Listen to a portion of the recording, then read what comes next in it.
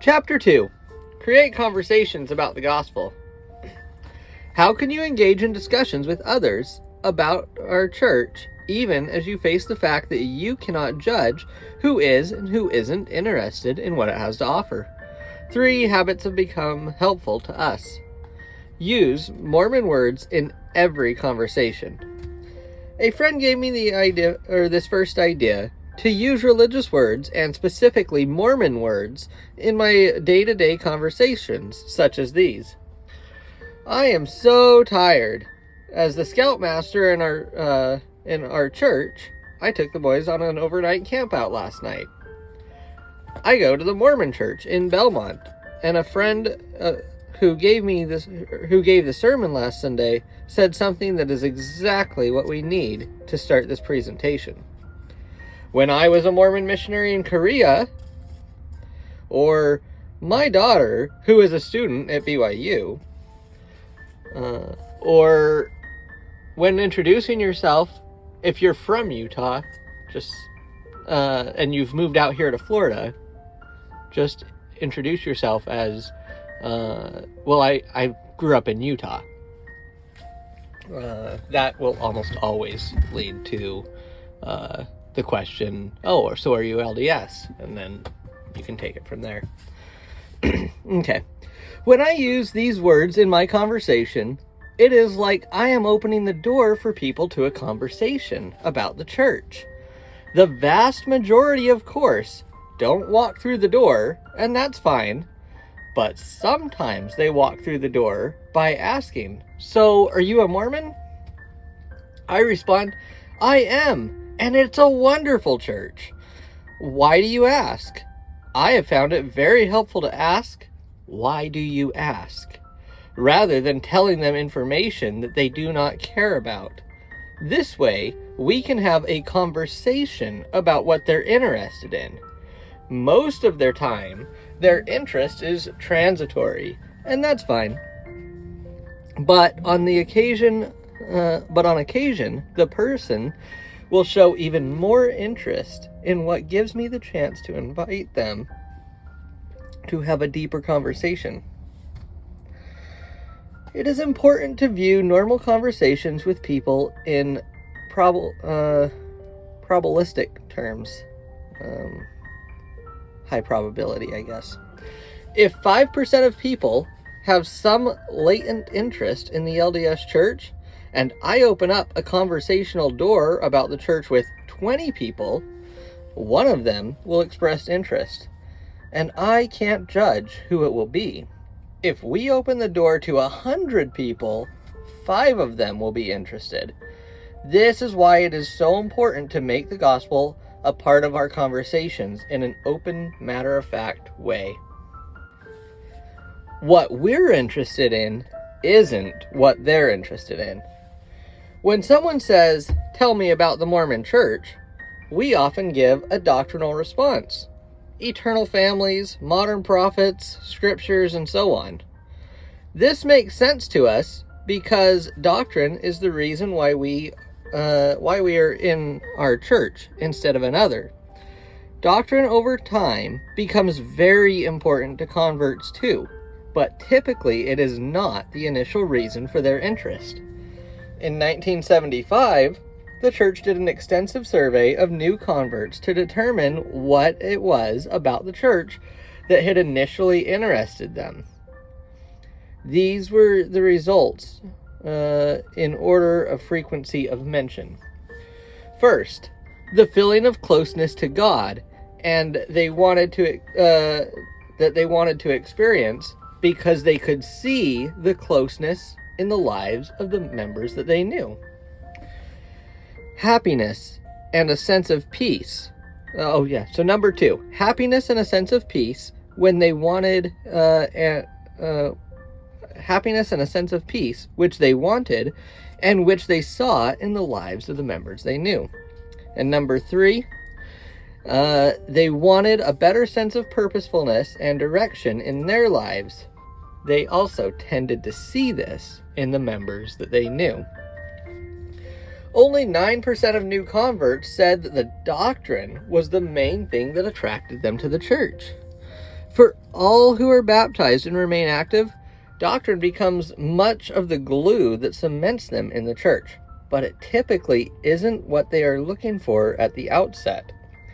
This means that when someone gives us a chance to tell them about us, as a general rule, we ought not to tell them what we like about our own church, about the doctrine that we love so much. Rather, when I respond with a question like, "It's a great church, why do you ask?" If they don't have anything specific in mind, I then answer with something relating to the 3 reasons noted above. If they have something more specific in mind, then I can answer more specifically. Decoupling. The third habit is one that I use with people I know well. I decouple my invitation to learn about the church from my relationship with them, using language like this. "Scott, I'm going to ask you a question, but before I ask, we need to agree that our friendship won't be affected if you decide that this isn't of interest to you, okay?" Almost always they assure me that this is all right. Then I say, "As you know, I am a member of the LDS Church. For a while, I have just had the sense that there is a few aspects about the church that might be interesting to you. If at some point you have an interest, I'd love to have the chance to talk a bit more about these things." By couching my invitation in this way, I make it easy for them to say no, and as a consequence, it doesn't strain my relationship with them at all. In fact, whether or not they have an interest, almost always they will thank me for caring enough about them to ask. Discovering their questions. Many churches of mainstream Protestant and Catholic religions are largely empty. I learned something about this supposed disinterest in religion that is flooding the developed world through an experience I had with a man that I met several years ago named Stephen Spencer. Asking sincere questions about someone's supposed disinterest in religion is another way to engage in conversations about the gospel. In our first conversation, I used Mormon words that he verified. "Oh, so you're Mormon?" I replied, "Yeah, that's me. Why do you ask?" It really is a great church, by the way. He said, "Just interested. I haven't gone to church for about 30 years. Rather than trying to convince Stephen that he needed our church or any church, I said, "Why do you think so many people are exiting rather than entering churches? Are there any big deal-breaking questions that caused you to despair of organized religion because the churches didn't have answers to those questions?" Stephen responded something that he'd like to take some time to put them together in a cogent list. I said, I would love to discuss these questions because I think about this a lot too. And if, by chance, the LDS perspective shines any light on a question, I'll offer it to you. Stephen was amiable. And we set up a meeting early the next week. At the next meeting, I was quite stunned. Stephen had some very good questions about the purpose of life, if there is one, what is God, if there is one, and so on. He said, "As I went through college and graduated, the churches I attended could not answer my questions. So I stopped going to church and have been looking for the answers in philosophy and science instead. Frankly, they can't answer any of them better than the churches can." We started at the top of Stephen's list. I asked questions about his first question, just to understand why it was important to him, and why he hadn't been impressed with the answers that the others had offered. Then I found and discussed answers to that question in the Book of Mormon. I noticed that he crossed the first question off of his list. "Why did you cross it off?" I asked. "You answered it," he replied. We then organized the subsequent lessons with the missionaries around the remaining questions on his list. When we scheduled a time for the zone leaders to interview Stephen for baptism, we listed all of the concerns, doctrines, and practices that are covered in the 4 lessons. We were delighted that we had covered every one of them, but in a sequence that answered Stephen's questions. Today, if someone asks me something about our church, I don't tell them what I want him to know. Rather, I ask, do you have any questions about religious issues that you've been wondering about, or that you haven't been able to get good answers to? It turns out that there are a lot of people with questions. Most of them have given up on churches as a source of answers. As a consequence, even though they were interested in important questions, we categorize them as not interested in religion. Explaining ourselves through questions. A friend once asked, "I don't get it. Every Mormon I have ever met is a good, clear-minded person. What I don't get is how such good people believe in such a strange church." I have concluded that the best way to resolve this paradox about us is by examining the questions that we typically ask in contrast to others. Rather than comparing our answers to those of other churches offer, though there is no best answer to a question like my friend posed, in the following paragraphs, I'll recount how I used questions to explain our church to my friend. I've never been to heaven, of course, I told him, but in trying to imagine what it's like, one metaphor that helps me to imagine that God has constructed massive libraries in heaven. The shelves in these libraries are filled with books that are packed with truths, insights, and answers. Most of the books have never been checked out. Why, you might ask, are these stored in these libraries rather than having been distributed broadly to people on earth? The reason is that people learn when they are ready to learn, not when we're ready to teach them. So if God directed a heavenly librarian to get the answer to the question number 23 off the shelf and send it down to some random person on earth, the answer would simply not be noticed. But when we ask a question, it is as if we put a Velcro pad in our brain where we need the answer. When the answer is then delivered, it sticks to the Velcro right where we need it. The rule is this: anybody on earth can check out any book, but the catch is that you need to ask the question first. I told my friend that in the 3rd century after Christ's death, the leaders of the early Christian church essentially announced that God had given them all of the answers. And believing that they had received all the answers, there was no need to ask any questions to God. When they stopped asking questions, revelation from heaven stopped. There was no need for prophets. These leaders essentially turned off the lights on earth and plunged mankind into the Dark Ages. Reformers like Luther, Wesley, and Calvin started asking questions again, but their questions were largely targeted to each other, debating interpretations of the answers that had been given centuries ago. They created churches that were differentiated one from another by the way they interpreted the answers. These men did enormous good in making the Bible available to people in their own languages and explaining what it meant. But they did not revisit the basic conclusion of the early leaders, that all of the answers had been given to mankind.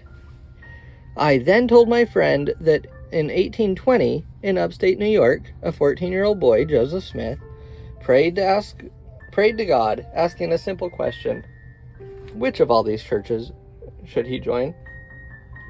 God and his Son, Jesus Christ, actually came down from heaven to personally give him the answer, that he should join none of them, because they were wrong. A simple boy asked a simple question and got a simple answer, and then they left. For 3 more years, Joseph received no more answers from God because he essentially didn't ask any more questions. Then in 1823, at age 17, Joseph again prayed with a question, which in today's language essentially was this: I'm sorry I've been out of touch, but it's not clear whether the ball is in my court or yours. Is there something that you want me to do? Immediately, an angel, Moroni, appeared and began answering Joseph's question about what God wanted him to do and why. Interestingly, however, the librarians in the heavenly libraries didn't announce over the loudspeaker system, "We finally got our man down there. Let's empty the libraries and give this guy everything we've got." Instead, over the next 20 years, Joseph Smith repeatedly asked questions of God about things that he didn't understand. And God answered those questions step by step, clarifying questions about some of the answers that had already been revealed and giving him additional truth.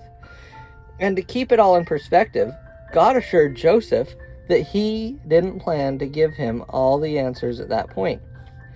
That there were many great and important things pertaining to the kingdom of God that he would give to them in the future, provided, of course, that they keep asking questions.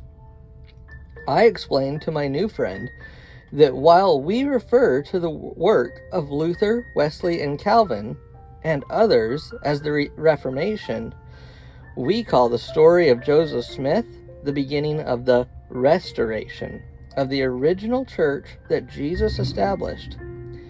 In essence, it restored questions to the earth, which then elicited answers that man had previously not known. Because of this, we have learned much more about God's plan for us than is known among those who decided 18 centuries ago that there were no more answers, no more questions. The salient difference between the other churches and the LDS Church isn't a difference of orthodoxy versus unorthodoxy. Rather, it is the difference in the depth and breadth of understanding of God's plan for us. And this comes from the quality of questions that are being asked. Oddly, the reason why some people frame Mormonism as strange is that we are, in fact, unique. We don't believe that God has ever given mankind all of the answers, and so we continue to ask. Got it, my friend noted. But doesn't it bother you that it is predicated on a 14-year-old boy speaking with God and angels? To me, this is just an incredible story. As in not a credible story. Think about it this way, I responded. Imagine that you were in heaven, wanting to give truth and insight and answers to mankind. Would you choose a spokesman for you on the earth who truly believes that heaven already has given everything that is to be given? Or might you prefer instead someone whose mind is filled with questions, someone who is eager to get answers? Would you prefer someone who has advanced degrees from a divinity school or a boy? I then summarized the background information about people whom God had called to become his prophets over time. There is information only for a few, including Enoch, Moses, Samuel, Saul, David, Jeremiah, and Amos. So I arrayed these stories on an oral spreadsheet of sorts, and these headings at the top of the columns. How old was he? What was his reaction to the call from God to be his prophet? Did the prophet know much about God for his plan for mankind and all at the time of his call? What, if known, was his profession or educational background? This arrayed a stunning pattern. All but one were young boys at the time they were called. Each was taken by total surprise, and some tried to convince God that he had asked the wrong man. Most were shepherds. They knew little about God or about what he had previously taught to earlier prophets. God then fundamentally changed them into powerful orators and leaders. I then said, look at the pattern. The assertion that God and angels appeared to a simple, uneducated boy in the 1820s and called him to be his prophet to the world is the single most credible event in the history of religion in the last 18 centuries. God had access to the best in the world. Why would he choose a simple boy? My friend answered, I guess it is because he would ask a lot of questions. What makes the LDS Church so different?